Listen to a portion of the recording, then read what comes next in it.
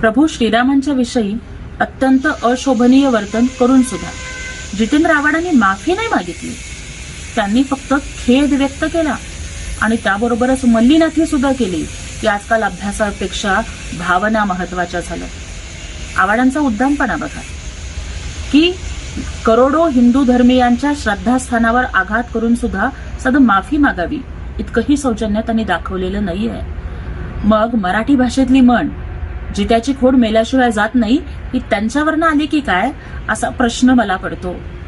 मधमाशी मकरंद गोळा करण्यासाठी फुलावर जाऊन बसते, पण माशी मात्र जखमेवरती आणि घाणीवरतीच बसते. आव्हाडांचं असंच काहीतरी झालंय. लोक रामायणामधून अनेक चांगल्या गोष्टी घेतात. एकपत्नी व्रत असेल, सत्यवचनी असेल, पितृभक्ती असेल, अशा रामाचा आदर्श लोक घेतात. परंतु मांसाहाराचा संबंध प्रभू श्रीरामांशी जोडून कोट्यावधी हिंदू धर्मीयांच्या भावनांचा अपमान हा आव्हाडांनी केलेला आहे आणि त्याचा त्यांना जराही पश्चाताप नाहीये. शरदचंद्र पवार साहेबांच्या समोर हे विधान त्यांनी केलं. मग पवार साहेबांची या सगळ्या गोष्टीला संमती आहे का? यापूर्वी अनेक वेळेला पवार साहेब असतील, सुप्रियाताई असतील, त्यांनी हिंदू धर्मीयांच्या पवित्र सणांच्या वेळेला मांसाहार करणं, मटण खाऊन मंदिरात जाणं अशा गोष्टी वारंवार होतात. पवार साहेबांनी तर देवांचा बाप बीप अशा पद्धतीची वक्तव्य केली होती.